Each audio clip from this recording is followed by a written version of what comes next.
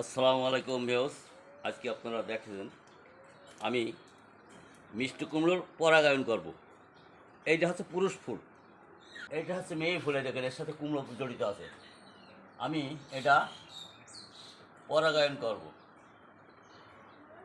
এই যে পরাগায়ন করলাম, পরাগায়ন করার পর ছিদ্র করে দিয়ে 2-3 জায়গায় ছিদ্র করে দিতে হবে। এই যে এর ভিতরে দেখেন সব ছিদ্র হয়ে গেছে। এইবার আমি এই দেখেন আমি এর পরাই দিলাম, ব্যাস আলহামদুলিল্লাহ ও আর নষ্ট হবে না ইনশাল্লাহ।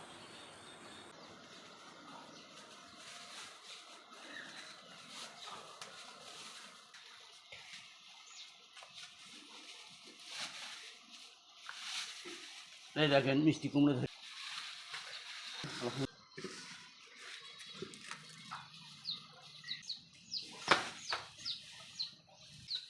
কত দেখাতে হবে।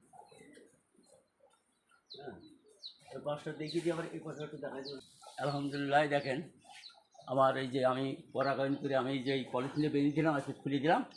এই দেখেন আলহামদুলিল্লাহ এখানে আছে 5টা, মোটামুটি 20-22টা দাঁড়াই গেছে ইনশাল্লাহ আলহামদুলিল্লাহ। আরও বান্দা আছে দেখি, আপনারা করবেন ইনশাল্লাহ, দেখবেন আপনারা অনেক ফলন হয়ে যাবে ইনশাল্লাহ।